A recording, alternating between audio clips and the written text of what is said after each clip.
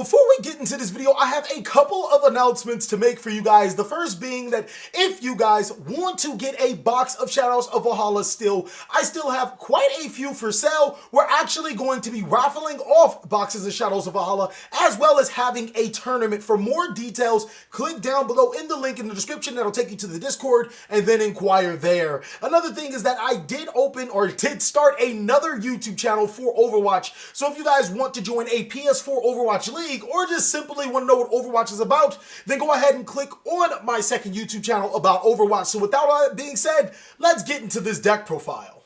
They say that the Mekk shall inherit the earth.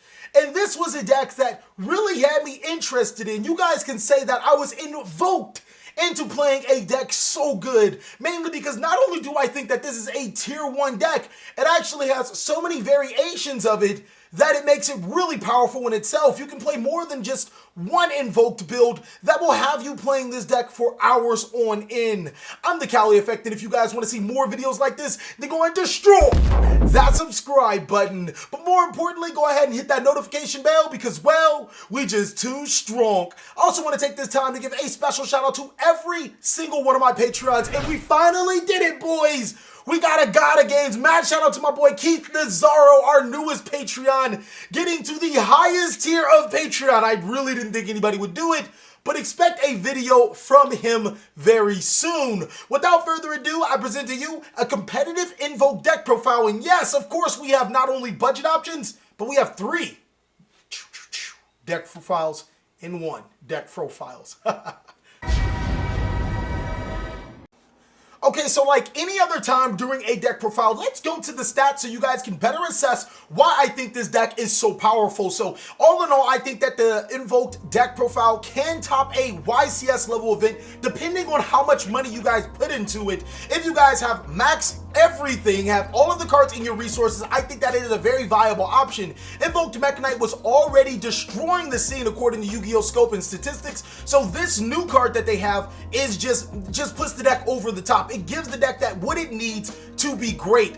Another great thing that I want to point out about this deck is that it does have multiple variations. It's really good at switching up how it wants to operate, which can put your opponent on edge. Sometimes they might not have the correct sideboard cards for them, but it is a bit expensive if you want to play that YCS version. Let's start off with the monster so I can better describe why this deck is so powerful. The particular version we're going to start off first with, I'm going to give you guys 3 deck profiles like I said, is the Mekk Knight Invoked version.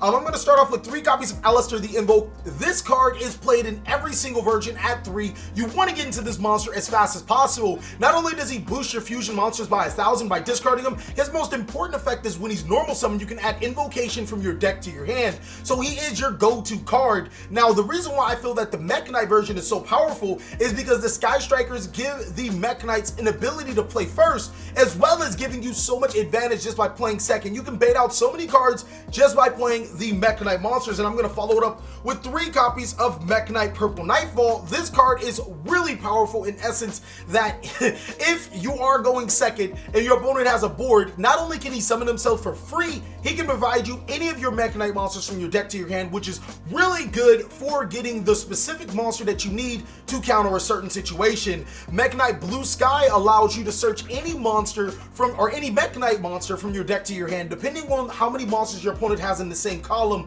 I think these 2 are the must-haves inside of a Mekk Knight deck, and the reason why I play 3 is because this is a card that I can special summon through World Legacy Memory, and 2, because this is a card that can open itself up, but once he summons himself, he can't move himself to other spaces or remove himself from the field, so I can follow with my other Mekk Knight monsters. 2 copies of Mekk Knight Indigo Eclipse. This guy is really good for moving himself and any other Mekk Knight you need to other spaces, providing you more monsters or more material for your link plays, or just having Mekk Knight monsters in your graveyard for your fusion plays. Next is 1 copy of Mekk Knight Yellow Scar and 1 copy of Mekk Knight Red Moon.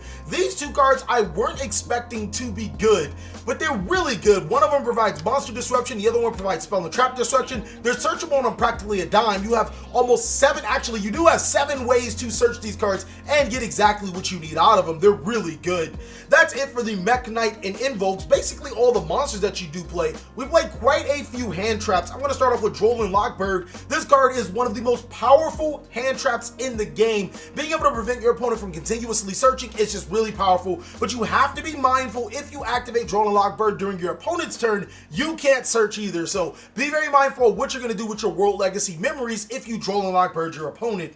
Next is 2 copies of Ash Blossom and Joyous Spring, a very good generic card for hitting any generic decks, period. It hits Terraformings, it hits just so many cards that other decks or more rogue decks rely on, and it's still a pretty decent card against the meta. Lastly, we follow up with our hand traps as 3 copies of Psyframe Gear Gamma and the Psyframe Driver. What I've noticed about this deck is that it has a lot of spell cards that search, and Ash Blossom and Joyous Spring / Droll Lockbird are one of the most prevalent cards, Droll Lockbird being one of the better cards to use against this deck. I also realized that I don't want my opponent resolving that, so I'm going to punish them by not only gaining a 2 monsters to my side of the field, but negating that card effect. It also has a great matchup against Goki and Trickstars, even if you are going second. Sometimes losing that driver is just worth stopping their play. That's it for the monsters at 20. This specific version is 42 cards. The other 2 versions that I'm going to show you guys is not, but that's what I like about this deck. It actually gives you the flexibility to run whatever you want. We run 3 more copies of Alistair the Invoker in the form of Magical Meltdown, because when it's activated, you get to add the Invoker monster from your deck to your hand, and also it helps you manipulate your fusion summons, seeing that your opponents can't respond to them. Next is 3 copies of Terraforming, which means we run 9 copies of Alistair the Invoker, because Terraforming gets you into your Magical Meltdown. Next, we run 3 copies of Invocation. Now, there's a big debate on how many Invocation you guys should run. In my humble opinion, I think you should run 3 at all times, and here's the reason. Alistair the Invoker is probably the biggest monster that anyone wants to hit in his deck. Why? Ash Blossom and Joyous Spring and Effect Veilers are very effective at stopping your plays, because it searches your most important spell from your deck to your hand, enabling you to fusion summon. Now, the reason why I play 3 is because my opponent does stop the Invoker. Now I still can make fusion plays, but even more importantly, I do play cards like Pot of Desires to help me get into my cards, and banishing 2 copies of Invocation when you only play 2 copies of Invocation is not good. Next, we run Sky Strikers, which does put this deck over a little bit over the roof. 3 copies of Sky Striker Mobilize Engage and 3 copies of Sky Striker Mecha Hornet Drones. Now, the drones I feel is completely mandatory in any variation of this deck, because it is a free Alistair the Invoker of Madness. Literally, you activate this card, you get your Kagari, Kagari gets this, you activate this card again, and you make the Invoker of Madness. Don't worry, guys, for the people that don't want to play Sky Strikers, I still do have options for you guys, but even if you can't afford the Mobilize Engage, I still think that you should play the Hornet Drones. They're about like $2, and the Link monsters are nothing too, so there's no budget option for that. Next is 2 copies of Pot of Desires. Again, I want to draw into my cards as fast as possible. It's a free +2. If our opponent activates Ash Blossom and Joyous Spring and we have the Psyframe Gear Gamma, then guess what? They're going to get Gamma. We're going to get free cards and free monsters on our side of the field. 3 copies of Called by the Grave, again, because I hate hand traps. It's also very useful in certain situations against certain decks that need certain cards in their graveyard. And then lastly is 2 copies of World Legacy Memory. Now, I really am stuck between running 1 copy of World Legacy Memory and 1 copy of Book of Law, because it can now be searched by Alistair the Invoker of Madness, and 2 World Legacy Memory. It's really up to you guys. Play it how you want to. That's it for the main deck. Now let me show you guys these budget options. I think you guys will love them, or these alternative options, because they're not always budget. Okay guys, I think the only thing that's non-negotiable when you're considering making this deck is the hand traps. If you guys are going to take out cards like the Sky Striker or the Mekk Knights, then you have to play more hand traps than what I was playing. So let's just look at the Mekk Knights. It's popular by some, it's popular by many, but not everybody likes it. This is an 11 card engine in itself, and you would have to drop the entire thing. Just for sakes, I'm going to assume that we're going a budget route first. I'm going to drop the Mobilize Engage, and then for the people that don't want to play Hornet Drones, I'm going to drop the Hornet Drones as well. Now, I strongly suggest that you keep in Hornet Drones no matter what, but let's just drop that for all intents and purposes. That is 15 cards out of the main deck. I'm going to show you guys a couple of cards that you guys could play. Let me move past that. And here we are. You could play the Spellbook engine because spellbooks are really powerful in this deck. Spellbook Magician of Prophecy adds either of these two cards from your deck to your hand. Spellbook of Knowledge can actually send your invoked Aliester from your field to your graveyard for a +2. It's really, really powerful inside of this deck. The reason why I didn't run it is because not only did I not have room, but it also creates more of a brick, and also Spellbook Magician of Prophecy is a wasted normal summon in my humble opinion, as well as I can use those monsters instead of sending them to the graveyard for link summons. Scapegoat is also really, really good. If you guys aren't running the engages and still running the Hornet drones, you can, substitute those engages for the Scapegoat plays, because Scapegoat does create situations where you can just outright win the game. Of course, the Book of Law is also a great option. If I remember correctly, I took out 17 cards. I'm going to go ahead and put 15 back in and give you guys in a completely different deck. The last thing I would run is, yes, more hand traps, because hand traps is what's going to allow you to control the game outside of your Macabre plays, outside of all that other stuff. So taking out the Invoked and Sky Striker counterparts, we have 1, 2, 3, 4, 5, 6, 8, 9, 10, 11, 12, 13. That's 13 right here. The 3 Hornet drones would make 15, so I would actually have to cut a card out, which is you could take out a hand trap, you could take out really whatever you want, or if you guys are just so hell-bent on not playing the Sky Strikers, then just run 2 copies of Cyber Dragon. I'm playing 2 Cyber Dragon for another reason, but Cyber Dragon is really good at breaking your opponent's board in case you have to go second. That is it for that build, which would be the either budget or the non-Mekk Knight build. Now, another build that you guys could play, let's say you guys just wanted a different version of a Sky Striker Invoked deck. So the only thing I would be cutting, I would put back in these Sky Striker cards. The only thing I would be cutting the Mekk Knights is 11 cards, which is 11 cards, my apologies. What you guys could be playing instead is Phantom Sky Blasters, which creates so many situations for you, allows you to make boards, allows you to do other stuff. Both your Afterburner and Widow Anchor, just really powerful cards for the deck. So that's 3, 4, 5. This is going to be 8 with your Toon Table of Contents, because you're going to pair that up with Cyber Dragon, your Book of Laws, and even your Spellbooks if you want to, or Hand Traps, or Scapegoats. There's still so many options for you guys to play, so many other variations. I actually do like the Sky Striker, just Sky Striker Invoke build. It's really fun to play it on, and I like to switch it up between whatever, depending on who I'm playing against, or depending on what type of fun I want to have. So this deck is very versatile at switching up however you want it to. And now that I'm done talking about the switch up, we can talk about that extra deck. Okay, so for the people that are a little lost, I'll try to include it down below in the description on exactly the 3 decks. But onto the extra deck, 1 copy of Alister, the Invoker of Madness. In my humble opinion, you only need 1. I've never made more than 1 of this card in the game. It's a really good card though, allowing you to add Invocation or Book of Law every time you fusion summon. It's extremely powerful. Link arrows pointing down, perfect, and its requirements to summon it even better. Whirl Sword Dragon is just gonna steal you so many games in here. It's gonna not even funny. Whirl Low Dragon, the best link for, and then your Nightmare cards. Of course, you're gonna play all of them, plus the Goblin. There are quite a few mad combos with Nightmare Goblin. 2 copies of Sky Striker Ace Kagara. You need this for your Sky Striker engine. It's going to recur all your resources you need. And then Hayate, because it does have that link arrow pointing down to make whatever you want.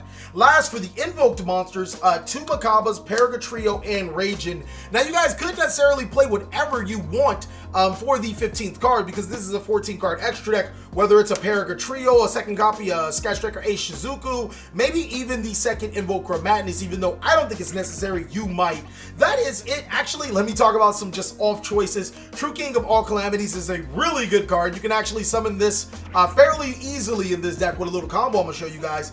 Link Spider and Link Kribo for the people that are playing Scapegoat. Land Fornicus is a powerful Link 2 generic card. And then, of course, you need your Chimera Attack Mega Fleets if you are playing the Cyber Dragons. But that is it for that. Let me show you guys this extra deck.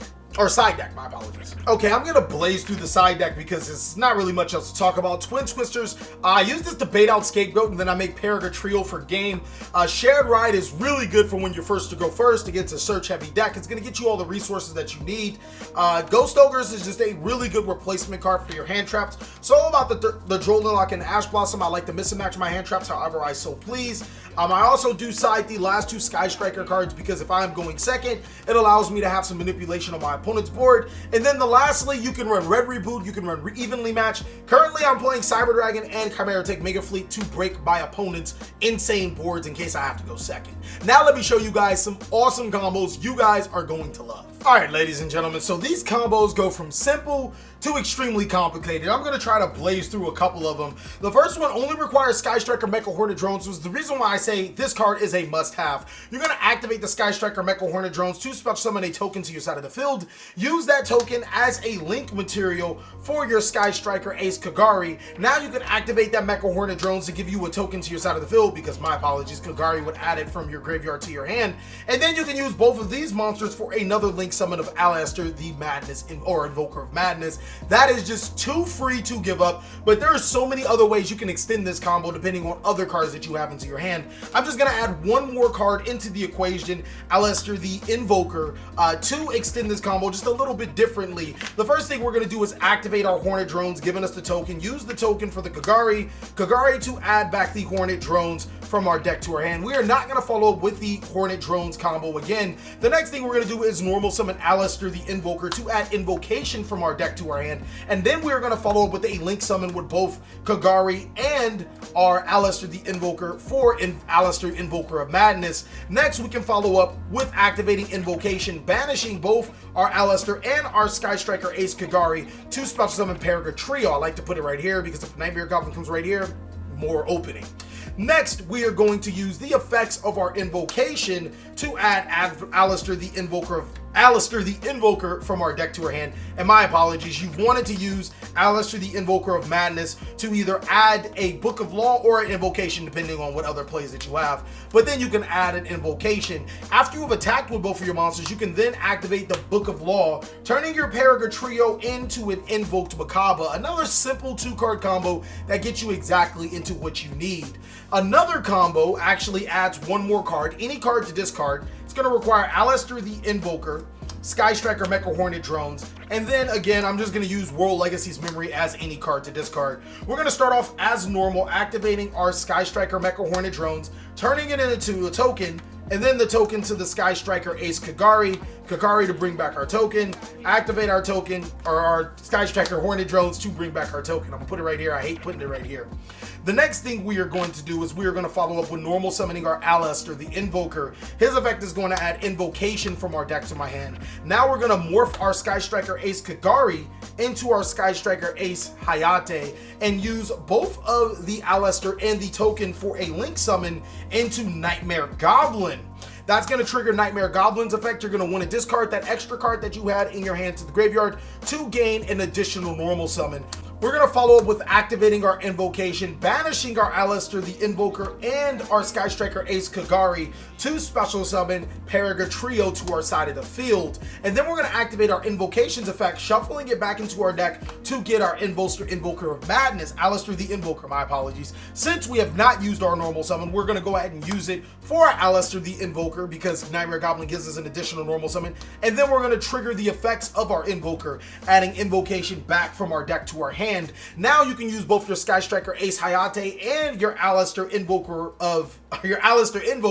for Alastair Invoker of Madness. Follow up with your Invocation play, banishing your Alastair Invoker and your Sky Striker Ace Kagari to special summon from your deck to your side of the field Invoked Ragin. Now, those are some pretty slick combos that you could do for practically free. Little combos that get you good cards from your deck to your hand. The last combo that I'm going to show you guys is actually going to get you True King of All Calamities from your deck from your extra deck to your side of the field.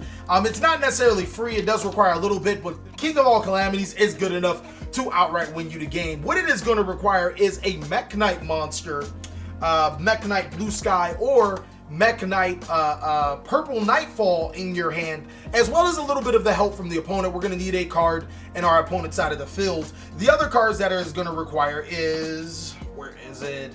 Alastair the Invoker, which is really easy to get, and then a couple of cards to discard. The first thing we are going to do is special summon our Mekk Knight Blue Sky to a zone where our opponent requires, and then we're going to add any Mekk Knight monster we desire from our decks to our hand. Where is that Mekk Knight monster we desire? Sure.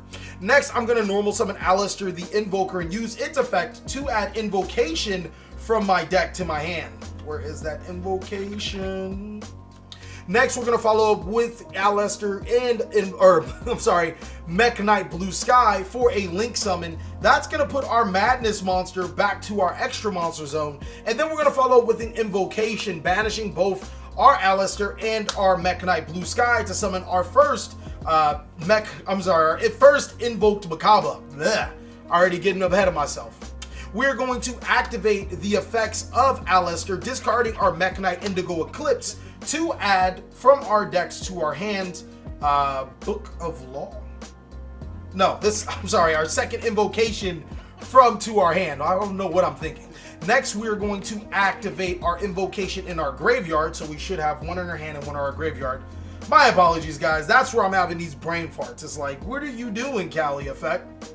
You're going to activate that invocation in your graveyard, returning the Alistair to your hand and the invocation in your deck. You're going to follow up with the last invocation, discarding your Alistair and banishing your Mekk Knight Indigo Eclipse to special summon your second Macabre, then using both Macabres for a Exceed summon of your True King of All Calamities. I think that this play is really powerful when you don't have any other monster or any other cards in your hand to discard. You know you're playing against a deck that has multiple effects, and Macabre can only stop one or two effects, where this stops all monster effects in a single turn. You can then follow up with some really nasty plays from there. There are so many more combos with this deck. I can't explain them all because that would take forever with this video, but I really hope you guys did enjoy this deck profile. Thank you guys so much for watching.